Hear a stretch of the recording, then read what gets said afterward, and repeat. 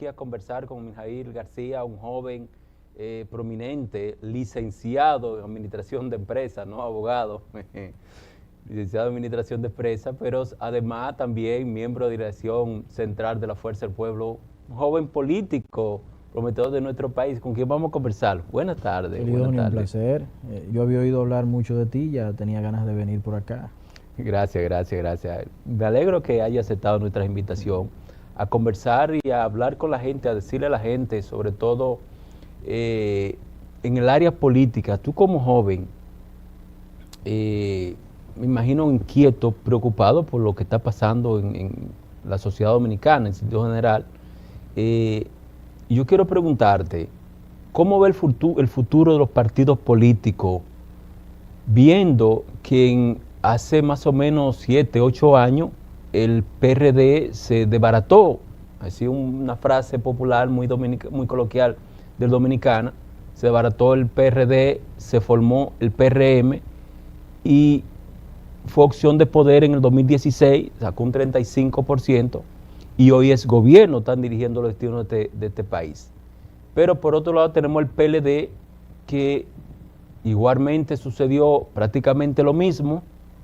El PLD, Danilo Medina, el presidente de ese momento, se emborrachó, se embriagó de poder, conjuntamente con un equipo que siempre yo, a título personal, lo critiqué, porque no eran de los PLDistas verdaderos que fundaron ese partido, y se desbarató y prácticamente expulsaron, hicieron que el líder de ese partido, natural, el doctor Leonel Fernández, saliera de ahí y formara la Fuerza del Pueblo, quien hoy es el partido de oposición que va a competir con el PRM en el gobierno. ¿Cómo tú ves el futuro de los partidos? Bueno, fíjate, lo primero que hay que señalar es que los partidos políticos son la herramienta más idónea que tienen las sociedades para que estos, desde el poder, hagan las transformaciones sociales que requiere la sociedad. Pero sucede que los partidos políticos, igual que todo en la vida, tienen ciclos históricos. A veces, por acciones de los humanos, los ciclos históricos se adelantan. En el 1973, el profesor Juan Bosch entendió que el Partido Revolucionario Moderno había cumplido su ciclo histórico. La gente pensaba que don Juan hablaba por hablar, porque se quería ir de ese partido, porque no se ponía de acuerdo con la dirigencia de ese partido. Pero don Juan lo decía porque ese partido había adoptado un mal de origen. Y el mal de origen era que cada uno de los líderes de ese partido había formado grupos y no se manejaban como un partido de colectividad, sino como un partido lleno de grupos. Una isla de poder. Sí, con muchas islas de poder. Y si usted se da cuenta, es algo que se vino replicando durante todos los gobiernos de ese partido y por eso las debacles económicas de esos gobiernos. El Partido de la Liberación Dominicana, don Juan fue muy cauto al crearlo y lo creó bajo un esquema diferente. ¿Por qué? Porque los partidos deben ir pareciéndose a la sociedad a la que están asistiendo, en la que viven. Entonces don Juan creó un partido que se pareciese a la sociedad porque en ese momento se demandaba disciplina partidaria y la formación de cuadros políticos. Y el PLD rindió sus frutos en sus gobiernos, sobre todo en los gobiernos del presidente Leonel Fernández, porque fue transformando la sociedad. Ahora bien, ¿qué pasa?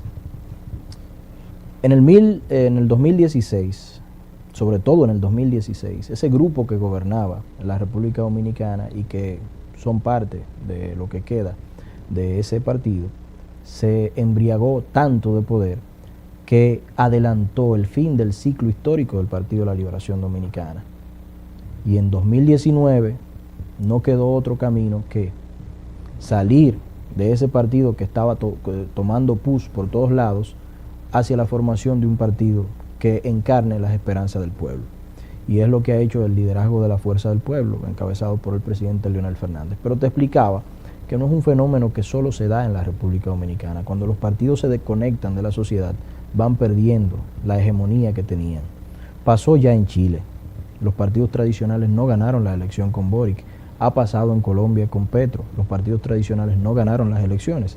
Y si se quiere, pasó también en El Salvador, donde los partidos tradicionalmente que competían no ganaron las elecciones con Nayib Bukele. De manera que es algo que se viene viendo en todos los aspectos de la sociedad latinoamericana y que podría ocurrir en la República Dominicana. Porque, ¿qué pasó?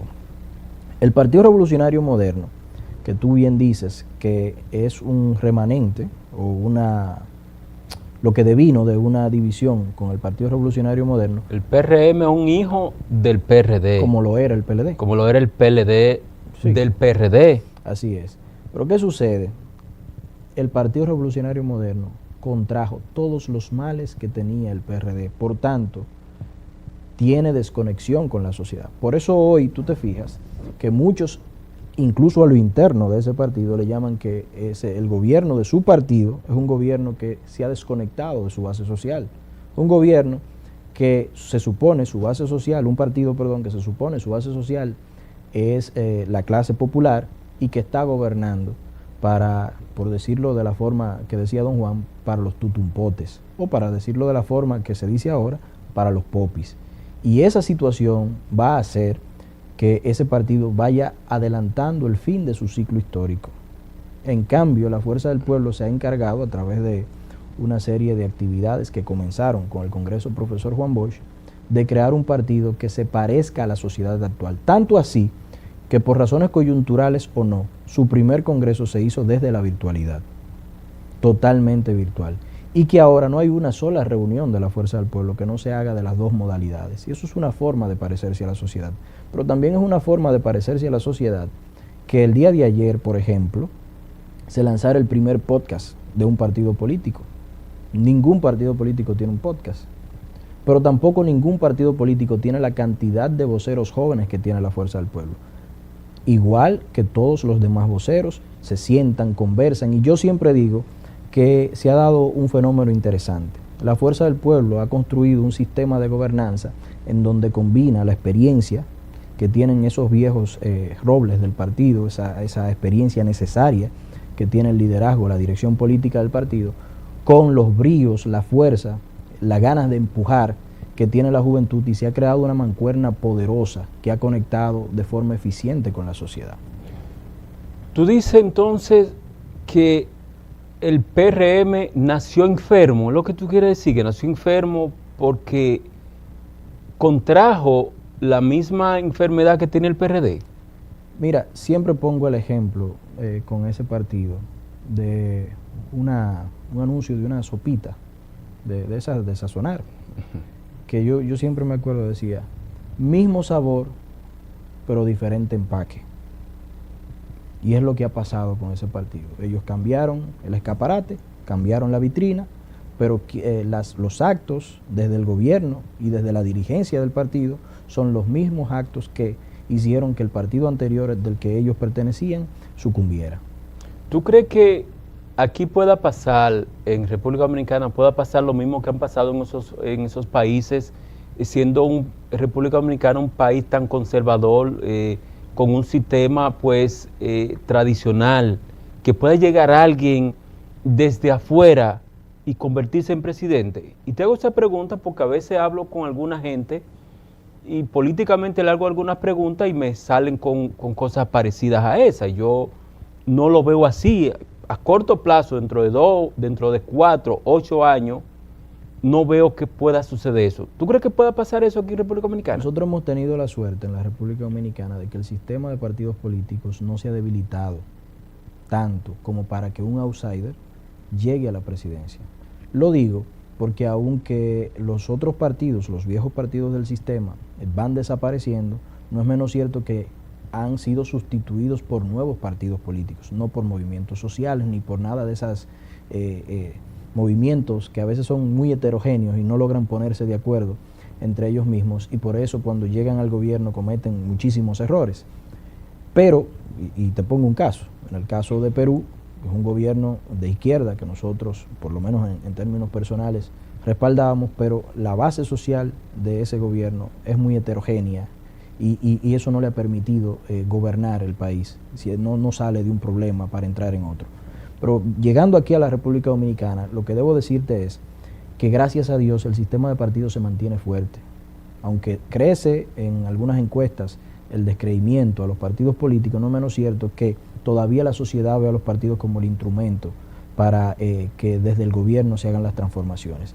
Y se está dando un fenómeno interesantísimo. Están viendo en la fuerza del pueblo una combinación interesante, porque ven a un presidente, y yo lo decía anteriormente, un presidente que te puede hablar del metaverso, que te puede hablar de los blockchains, que te puede hablar del Bitcoin, que te puede hablar de todas las criptomonedas en sentido general, pero también el referente del manejo eficiente de la crisis, porque fue Leonel Fernández que manejó la crisis del 2008 de manera eficiente y fue el primero que le habló a la población de los mercados a futuro y la compra de papeles en mercados a futuro y del daño que le hacía a la economía. Recuérdate que en ese tiempo Leonel Fernández impulsó toda una ofensiva diplomática para que la ONU sacara una resolución en contra del capitalismo salvaje, ese sistema financiero que era prácticamente un casino, que apostaba al futuro la producción del presente. Entonces, eso la gente lo ve, dice, contrale, perdón la expresión, contrale, pero ese señor supo manejar esa crisis del 2008 y ahora no solamente tengo el referente de que supo manejar la crisis, me está hablando en el lenguaje de ahora, ya me sabe lo que es una criptomoneda, ya me sabe lo que es el metaverso, pero también me sabe los componentes básicos de la economía. O sea, y se ha dado esa combinación que ha calado mucho en la sociedad. Yo quiero hacerte una pregunta, como joven que eres, y es algo que nosotros escuchamos constantemente y lo vemos en las redes sociales y vemos la queja de la clase política de abajo y es la participación activa del narco en la política. Anteriormente, y hay que ser honesto, yo soy muy claro, la población que nos ve lo sabe, somos muy claros en nuestra posición y lo que decimos. Anteriormente sabemos que el narco quizá aportaba, es una realidad, ¿me entiendes? Aportaba a la clase política y no le interesaba participar, pero ahora mismo estamos viendo que están ocupando espacios desde lo más pequeño hasta lo más alto. Por ejemplo, vemos regidores, que es uno de los puestos más pequeños, pero de mucha importancia en un municipio. Sí. Vemos diputados, vemos senadores y hemos visto funcionarios, incluso de primera línea, dirigiendo el destino de este país. ¿No te preocupa eso? ¿Qué es lo que está pasando? ¿Qué podemos hacer para evitar eso? Porque simplemente el narco va a protegerse sus intereses, no le importa lo que pase en el país, va a dañar la sociedad y a proteger sus intereses. Es una situación muy preocupante y yo siempre he visto con mucha preocupación, comparto contigo, esta situación, esta penetración del narcotráfico en la política y en varios de los estamentos de la sociedad. Yo lo que creo es que en la medida en que se fue democratizando el voto para la elección de estos cargos populares, se ganó democracia, pero también se generó un problema, que es el problema de que los que más tienen son los que pueden ganar las elecciones y se vuelve una especie de canibalismo político.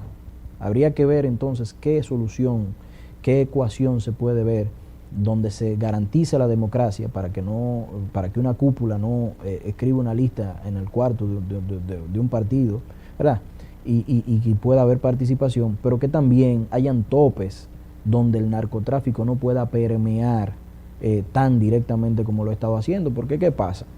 Un narcotraficante con 20, 30 millones de pesos se pone a competir con un político tradicional, y el político tradicional lamentablemente no puede competir en igualdad de condiciones con él porque no tiene la cantidad de dinero para hacerle la competencia, sobre todo en las sociedades donde hay mucha pobreza, porque hay problemas que hay que solucionar en el momento y no es culpa de eso, no es clientelismo.